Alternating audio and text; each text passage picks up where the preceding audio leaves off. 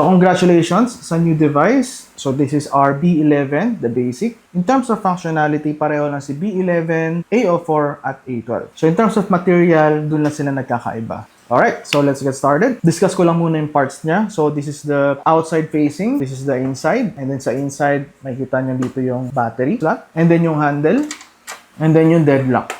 Alright, so this is the outside facing of the unit. Nandito yung keypad natin, nandito yung fingerprint sensor, nandito yung handle din. And then nandito yung slot for emergency unlock. And sa striker plate, nandito natin makikita yung latch na isa, tatlong bolts, and then yung isa for deadlock. So, mas mahaba yung bolts versus sa deadlock. Features. Pin unlock. Second is yung RFID. Itatap lang natin siya dito. Fingerprint. Emergency unlock. And app unlock using our phone.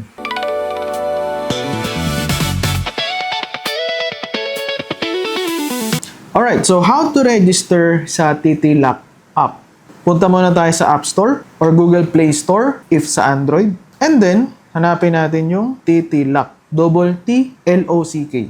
This app is free. Pag nag-ask ng payment si iPhone, meaning nag-reset yung iOS nyo, you need to put in your details. So don't worry, hindi siya magkakalta sa inyo. Kailangan lang ni App Store ng payment details nyo in order to proceed installing yung app. So, ganito ang itsura niya, TT-Lock. Since na-install na siya sa akin before, pinindot ko lang. Pero sa mga bagong installation, install nyo lang. So, open natin. Agree lang tayo sa Statement of User Terms. Agree.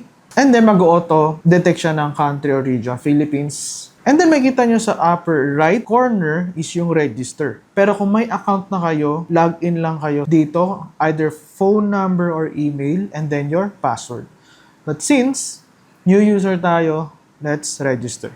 And then, yung email nyo, make sure na yun yung nakalagin sa Gmail nyo, sa phone nyo, para makuha nyo yung OTP. If not, kailangan nyo mabuksan yung email na i-register nyo na yun kasi dun isi-send yung OTP. Mas okay kung ano yung nakalagin sa Gmail nyo dito sa phone, is yung yun din yung ilagay nyo dito. Lagay natin yung email. Bakit sa email?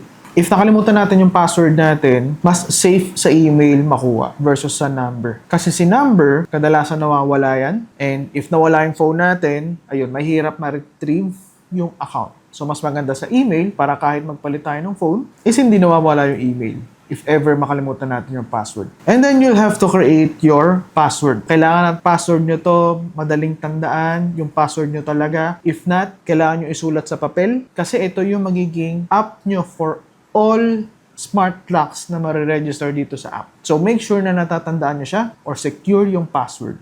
Okay? So, confirm your password, i-type ulit yung same password. And then, make sure na naka-check yung I've read and agreed to user terms and privacy policy. Next. So, sa next page natin, makikita natin yung register. And then, tap natin yung get code. Pagka-tap ng get code, makikita nyo yung image. Slide lang natin yung image para ma-complete yung picture. And then, once na makuha natin yon, let's minimize this. And then, punta tayo sa Gmail. Tapos, make sure na kung ano yung naka-sign in sa atin, kung ano yung ginamit natin, is yung naka-sign in sa atin dito sa Gmail app. And then, may makita kayong verification code, TT-Lock. May makita kayong number, and it is valid for 1 hour. Need natin siyang ilagay kaagad dito sa registration. Copy natin yung number, hold, copy, and then balik tayo sa TT-Lock. Dito sa verification code, ipaste natin yung code. And it's a 6-number verification code. Para siyang OTP. And then, let's tap register. I-ask ka lang ni TT-Lock if need ng notification or alerts. I suggest na i-allow natin to. Kasi, if may alert si Smart Lock, manonotify kagad tayo. Kasi kung hindi natin i-allow, para siya naka-silent. So, if ever mag-low battery, may pumasok, may mag-attempt na pumasok, manonotify tayo kagad. So, let's tap allow. And then, allow TT-Lock to find Bluetooth devices. Allow din. Sa security question, pwede natin siyang i-set up now or later. It's up to you. Para lang mas secure yung account. If maraming gumagamit ng phone or ng account, alam mo yung sagot. Let's skip this for now, but keep your account secure. Username and password. If password, baka kalimutin tayo, isulat natin somewhere or save natin sa phone. And then, ayan na, naka-install na si TT-Lock.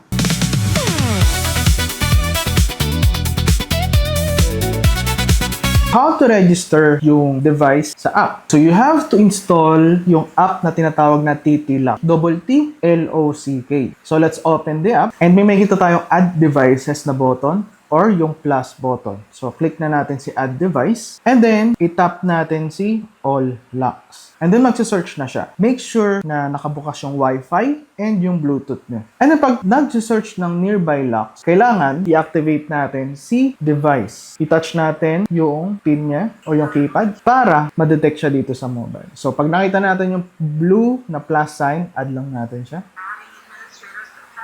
Ayan. Adding administrator successful, yun yung sasabihin niya. So, we need to rename our lock. Yung pangalan ng lock na to is pwedeng sa location, pwedeng bedroom 1, bedroom 2, or yung kung sino may-ari nito. Pero for this exercise, papangalan natin siyang B11 bedroom. Tap lang natin yung card. And then, first, yung makikita natin is yung battery level niya. So, makikita natin dito, 95%. If umabot na siya sa 20%, we need to replace the battery kaagad.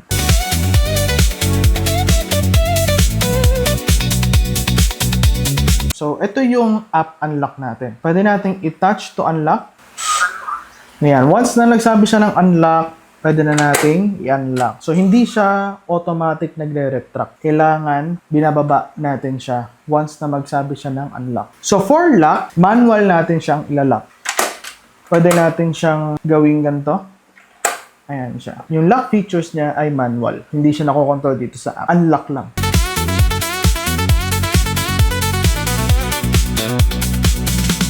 How to register yung PIN, RFID, at fingerprint. So, let's start first sa RFID. So, dito sa app, punta tayo sa cards, and then add card, and then permanent. Tatype natin yung name, card 1, for example. Next.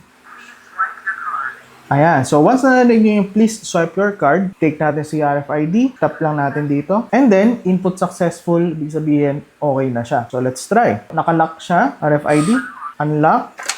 Ayan, na-unlock na siya.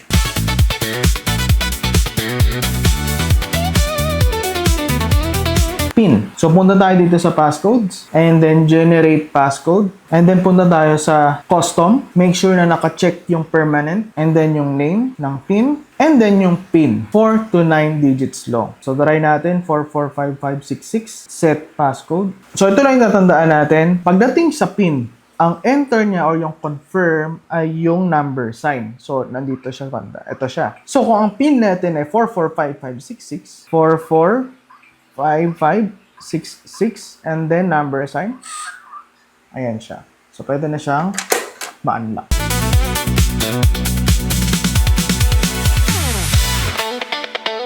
Paano naman yung fingerprint? Take note, kapag mag-a-add na fingerprint at RFID, kailangan nandito tayo, naka-turn on yung Bluetooth. Naka-connect yung app sa device via Bluetooth. Punta tayo sa fingerprints, add fingerprint, and then permanent, and then lagay natin yung pangalan natin, and then next, start.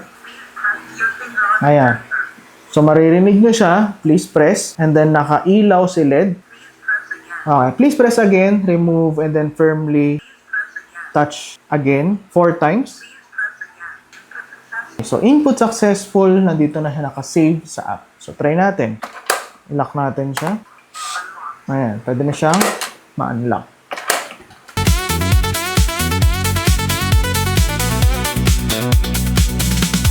Ano pang feature ni lock? Yung mga records. Refresh natin yung records muna. And then, magsisync lahat ng unlock dito papunta sa device. So, may mga incorrect password, may nag-try mag-unlock, ano yung PIN na ginamit sa unlock, ano yung fingerprint, sinong user yung pumasok. So, yun yung kinagandahan ng app natin. Meron siyang records.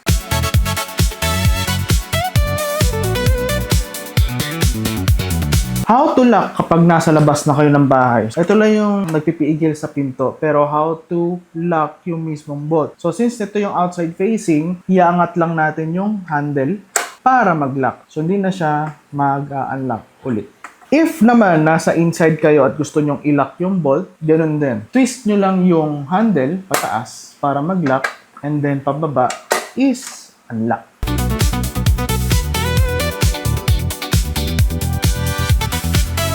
Okay, yung deadlock sa loob, nakaganito siya. If naka-minus sign siya, may sabihin naka-lock siya. Ito siya. Ayan. If naka-lock si deadlock, even if i-unlock natin siya using our emergency key, hindi siya ma-unlock. So meaning, if naka-lock yung deadbolt, may nag-lock sa loob.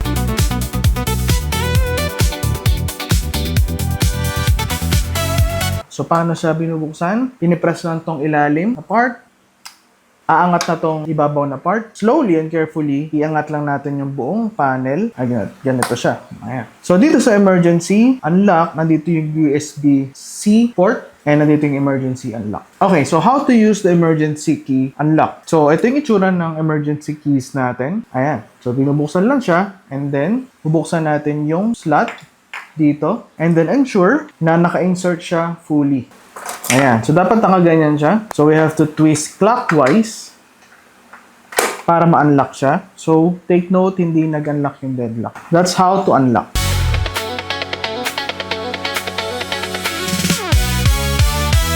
Emergency unlock. Paano kung dead battery si smart lock? So, tanggalin natin yung battery. Ang kailangan natin ay USB-C cable para isaksak sa power bank. So, sasaksak natin si USB. Walang battery, hindi siya mag-unlock kahit anong gawin natin. So, what if wala yung emergency key? Anong gagawin natin? Power bank. Power bank, USB, and then USB-C. Open lang natin yung slot dito. And then, saksak natin si power bank. Nandito si USB Type-C slot.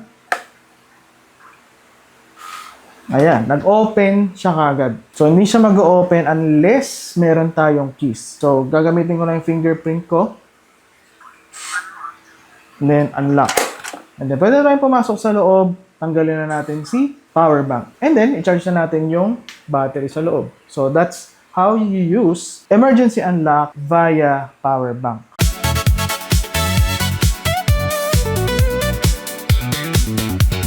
How to change yung battery? So, dito sa inside facing, slide lang natin to carefully. Ayan siya. Apat na AA siya. So, take note, we discourage using lithium-ion or rechargeable batteries. Bakit? Kasi yung voltage niya is mabilis mag-drop off versus sa alkaline na 1.5 volts. If mababa na yung voltahe or na low battery siya, pwede pang mag-notify si smart lock sa inyo. Pero kung lithium-ion battery siya, bigla na lang siyang mag-off nang walang notification. So, ayaw natin yun. So, we should use 1.5 alkaline batteries. So, mas maganda kung ever-ready siya, Energizer, or Duracell.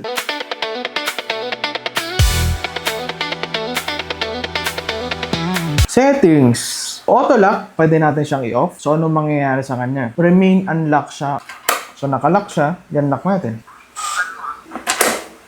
Hindi na siya magla-lock ulit. Ayan, nabubuksan pa rin siya. So, kahit anong oras pa yan, ma-unlock mo siya. So, kahit gamitin natin yung keys natin, hindi na siya magla-lock ulit. Kasi naka-off nga dito sa phone yung auto lock. For our security reasons, i-on natin siya. Pero kung may labas-pasok na tao, like for example, may gathering, may event sa loob ng bahay, pwede natin i-off yung auto lock nito para nag-open pa rin siya. So, kahit i-lock natin yan, mag-open pa rin yan. Kahit i-lock dito sa loob, mag-open pa rin yan. Kahit gamitan ng fingerprint, ayan, mag-unlock pa rin siya. Kahit i-lock, ayan. So, kung wala naman, normal na usage siya, i-on natin yung auto lock. Tapos, save natin.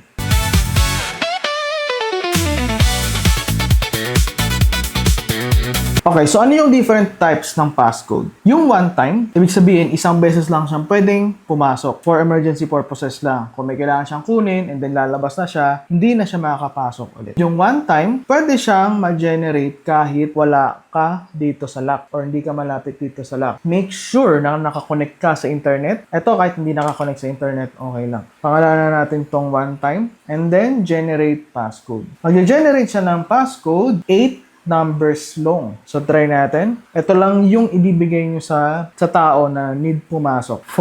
4843028 and then confirm number sign. Ayan, na-unlock na siya. So, remember, hindi tayo nakakonect sa Bluetooth dito. So, meron tayong time. Ano ibig sabihin ng time? Meron siyang expiry. So, once na sinet natin yung start time at yung end time, hindi na siya magagamit ulit pag past yung end time niya. So, mas maganda siya sa mga Airbnb type since hanggang ganitong oras lang pwedeng gamitin yung PIN, hindi ka na makakapasok ulit. Okay, sa time, kahit hindi ka nakakonect dito sa smart lock, pwede kang mag-issue ng time password. Merong expiry. And then yung recurring, if may schedule lang siya na pwedeng gamitin. Okay siya sa mga kasambahay na need pumasok ng gantong oras pero hindi na pwede past hours or may mga employee na ito lang yung time range na pwede siyang pumasok. If wala siya sa time range na to, sabihin natin Saturday or Sunday, hindi na siya kagana. So try natin daily lang. Start time, naka-military time siya. Try natin 8 a.m. to 6 p.m. So try natin sa recurring 1, 2, 2, 1, 3, 5, 2, 4, 7. Ayan, operation failed kasi sa oras ngayon it's 8 p.m. Pero hanggang 6 p.m. lang nilagay natin dito. So, what if mag-generate tayo ng recurring password ulit tuwing daily at hanggang 9 p.m. siya, 21 hour. Rename natin, pwedeng pangalan James. This is for James lang. So, ang start time niya ay simula 8 a.m. hanggang 9 p.m. generate. 904149442. Ayan, na-unlock siya.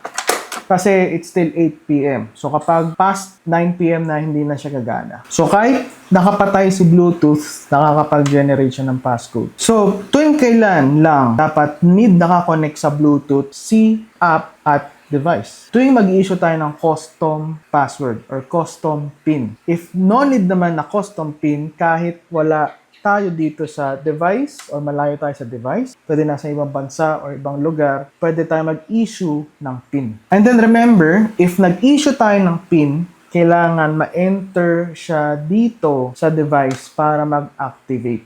If past 6 hours hindi nagamit yung PIN, mawawalan siya ng effectivity.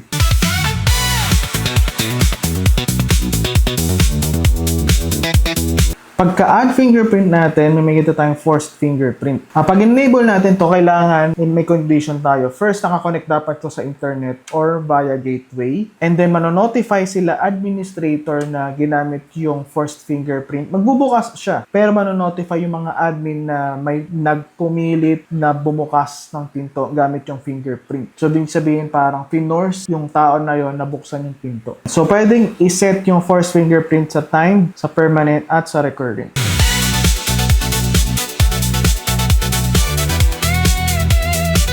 Sa e-keys tayo. Sa e-keys, pwede ka mag-invite ng user to install TT-Lock using their email address. And then once na na-install na nila yung TT-Lock nila, pwede na silang mag-unlock ng pinto gamit yung app nila through TT-Lock app.